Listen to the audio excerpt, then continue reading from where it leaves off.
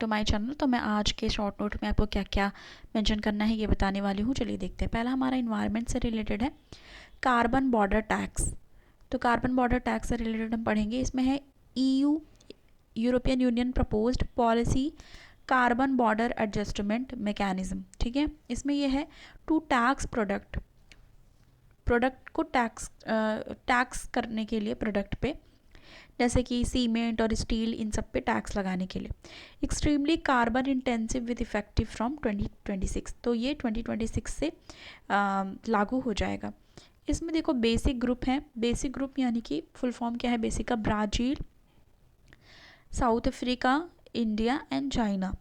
Large economy है जो dependent है कोल पे बहुत सालों से। ठीक है, several years voiced common concern at COP27। और इन सब ने एक कॉमन कंसर्न अपनी जो वॉइस है वॉइस अप किया, वहाँ पे बोला, वहाँ पे अपनी बात रखी। COP27 जो कॉन्फ्रेंस ऑफ पार्टीज अभी चल रही है वहाँ पे बाली इंडोनेशिया में। The right to use fossil fuels during their transactions to clean energy. और उन्होंने ये बोला कि उन्हें राइट टू यूज़ होना चाहिए फॉसिल फ्यूल्स के लिए जब वो जो उनका ट्रांजिशन होगा, यहाँ पे नॉट ट्रांजैक्शन, ट्रांजिशन होता है क्लीन एनर्जी में। ठीक है, तो ये करेक्ट कर लेना। नेक्स्ट हमारा फिर है इन्वायरमेंट से रिलेटेड। इसमें बात हो रही है क्लाइमेट डैमेज से रिलेटेड। ठीक है, कार्बन बॉर्डर टैक्स ये हमने पढ़ा। इसके बाद हमारा क्लाइमेट डैमेज से रिलेटेड पढ़ना है, ये भी इन्वायरमेंट से है।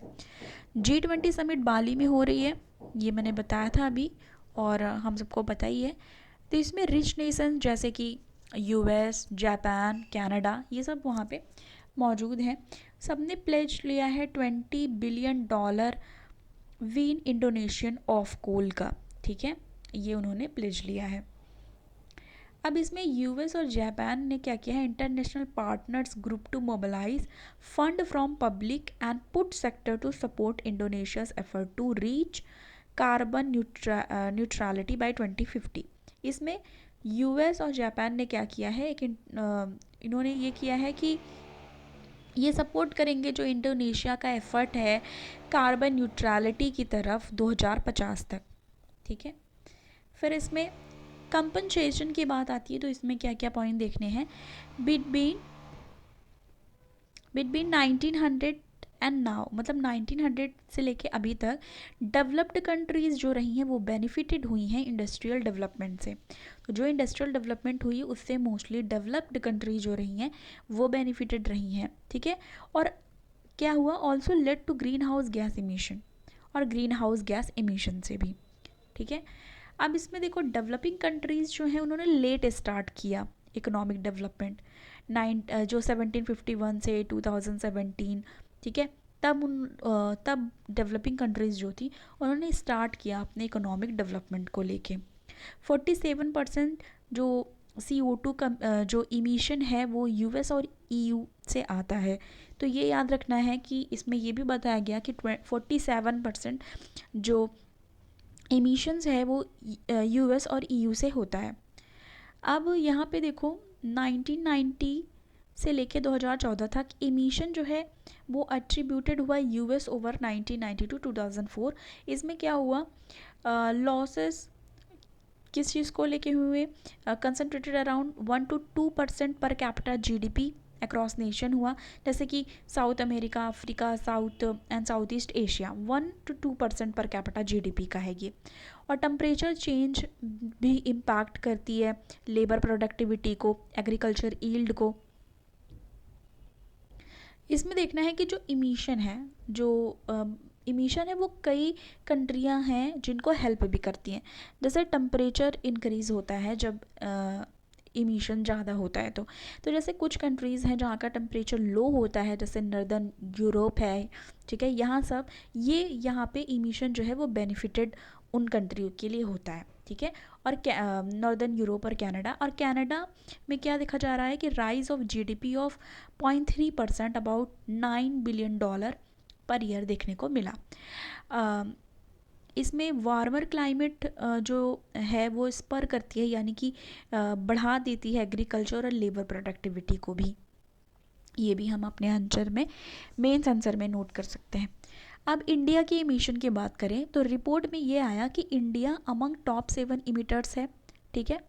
तो इंडिया शामिल है अमंग जो 7 इमिटर्स हैं, जिसमें चाइना है, ईयू है, इंडोनेशिया है, यूरोपियन यूनियन है, इंडोनेशिया है, ब्राज़ील है, रशिया फेडरेशन है और यूएस है।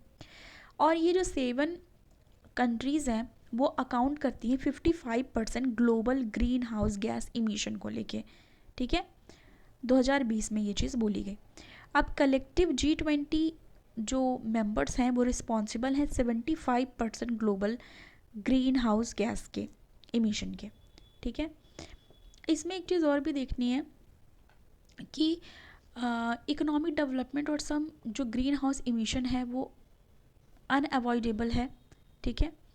इसको क्या किया जा सकता है कि आप अवॉइड नहीं कर सकते, ठीक है। World average per capita green house gas emission देखेंगे तो 6.3 टन्स CO2 के इक्विवेलेंट देखने को मिलता है।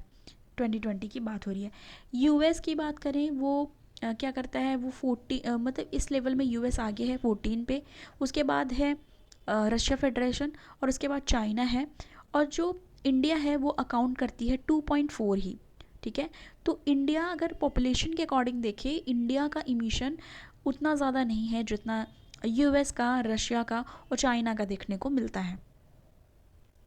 अब इंडिया ने लास्ट ईयर प्लेज किया कि नेट जीरो इमिशन करने के लिए 2070 तक, और ये भी कमिट किया है कि जनरेट करेगा 500 गीगावाट रेन्यूएबल एनर्जी कैपेसिटी 2030 तक, 2030 तक। और इसमें ये भी है कि वो जो इमिशन है उसको डाउन करने की कोशिश करेगा इंटेंसिटी ऑफ जीडीपी के अकॉर्डिंग, और ऑल्सो रेस करेगा फॉरेस्ट कवर को। तो इंडिया ने ये भी बोला है कि वो फॉरेस्ट कवर रेस करेगा जिससे इमिशन जो है वो भी कम हो, ठीक है। तो ये है यहाँ पे जो हमने देखा। अब इसके बाद वाइस चांसलर से रिलेटेड हमारा आया है वो उसमें देखेंगे। तो वाइस चांसलर को लेके इस समय डिस्कशन चल रहा है कि इसमें देखो एक केस आया था गंभीरधन के Gadhvi versus state of Gujarat का, प्रोनाउंसिएशन करेक्ट आप कर लेंगे। इसमें सरदार पटेल यूनिवर्सिटी गुजरात का है। तो इसमें बोला गया कि ये जो किया गया है इस यूनिवर्सिटी में वो अकॉर्डेंस विथ यूजीसी रेगुलेशन 2018 के नहीं है। तो ये बोला गया कि जैसे उसमें यूजीसी रेगुलेशन ऑफ 2018 में दिया गया है कि आप कैसे अपॉइंट करेंगे, क्या प्रोसीजर, सारी चीज़ें, तो बोला जा रहा है उसमें इस तरीके से नहीं किया गया, अकॉर्डेंस विथ यूजीसी नहीं है ये, ठीक है। फिर इसके बाद यहाँ पे हम देखेंगे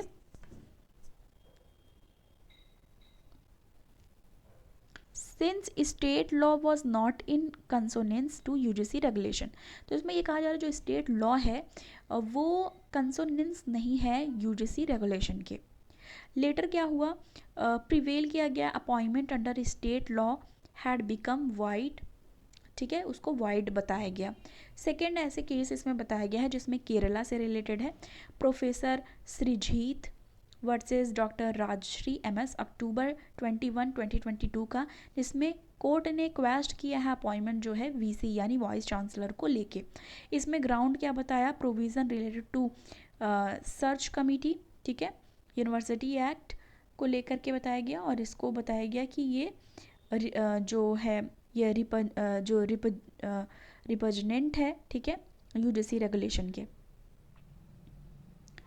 अब जो ये बात याद रखनी है, ये प्रीलिम्स में भी हो सकता है घुमा के पूछे, तो याद रखनी है कि वाइस चांसलर को अपॉइंट करता है चांसलर, ठीक है, अंडर यूनिवर्सिटी एक्ट। तो वाइस चांसलर को अपॉइंट करता है चांसलर अंडर यूनिवर्सिटी एक्ट, और सुप्रीम कोर्ट ने ये बोला है कि but article 254 of the constitution. और स्टेट लॉ क्या होता है, उस अगर स्टेट लॉ के अकॉर्डिंग तो ये वाइड हो जाएगा, ठीक है। अब आर्टिकल 254 में बात की गई है कि जो पार्लियामेंट फ्रेम करता है लॉ तो उसे सब्सटेंटिव लॉ कहा जाता है। Use substantive law and make rule and regulation made call subordinate authority, ठीक है। तो ये चीज़ हुई। अब इसमें जो टर्म लॉ है वो डिनोट करता है जो बिल पास किया जाता है लेजिस्लेचर के द्वारा, ठीक है, रिजर्व होता है कंसिडरेशन, फिर उसके बाद प्रेसिडेंट के कंसिडरेशन के लिए भेजा जाता है। पहले बिल जो है लेजिस्लेचर में पास होता है, उसके बाद कंसिडरेशन के लिए जाता है प्रेसिडेंट के। Does not contain rule regulation etcetera, उस समय नहीं रहता। फिर उसके बाद सुप्रीम कोर्ट ने Satyapal Reddy versus government of Andhra Pradesh का भी एग्जांपल दिया है। उसमें यह है कि सुप्रीम कोर्ट ने जो Satyapal Reddy versus government of Andhra Pradesh का केस रहा, उसमें कोर्ट ने क्या किया, court have to make every attempt to reconcile provision apparently conflicting law and court give harmonious construction। तो बोला कि हारमोनियसली जो कंस्ट्रक्शंस के बेसिस पे डिसीजन हुआ, और वहाँ पे ये बोला गया कि यूजीसी नॉर्म और जो यूनिवर्सिटी एक्ट है उसके अकॉर्डिंग ये चीज़ें करनी है। अब यहाँ पे नेक्स्ट हमारा आया FTA नेगोशिएशन। नेक्स्ट हमारा न्यूज़ है FTA नेगोशिएशन। इसमें है to achieve export target $2 trillion by 2030, $2 trillion by 2030। India क्या करने वाली है, वो जा रही है whole hog on free trade agreement की तरफ जा रही है। इंडिया ने क्या किया है, नेगोशिएट किया है फ्री ट्रेड एग्रीमेंट कंट्रीज़ के साथ, जैसे कि उसमें यूरोपियन यूनियन है, कनाडा है, यूके है एंड इज़राइल है। अब ये जो FATA कवर है उसमें क्या क्या इंक्लूडेड है, टैरिफ रिडक्शन जो इम्पैक्ट करता है इंटायर मैन्युफैक्चरिंग एग्रीकल्चर सेक्टर को, रूल है सर्विस सेक्टर को लेकर के, डिजिटल इशू है जैसे कि डेटा लोकलाइजेशन को लेकर, इंटेलेक्चुअल प्रॉपर्टी राइट को लेकर यहाँ बात हुई है, एक्सेसिबिलिटी ऑफ ड्रग्स को लेकर बात हुई है, इन्वेस्टमेंट प्रमोशंस को लेकर यहाँ पे बात हुई है, ठीक है, ध्यान देने की बात हुई है इसमें FATA पे, और फैसिलिटेशन एंड प्रोटेक्शन को लेके बात हुई है, far reaching impact on economic and society. तो ये मुद्दे यहाँ पे जो हैं वो लिए गए हैं। तो ये था आज का द हिंदू के शॉर्ट नोट का एनालिसिस। पसंद आए वीडियो लाइक करें, ज़्यादा से ज़्यादा शेयर करें, चैनल पर नए हैं सब्सक्राइब करना ना भूलें। मिलते हो नेक्स्ट वीडियो के साथ। Thanks for watching.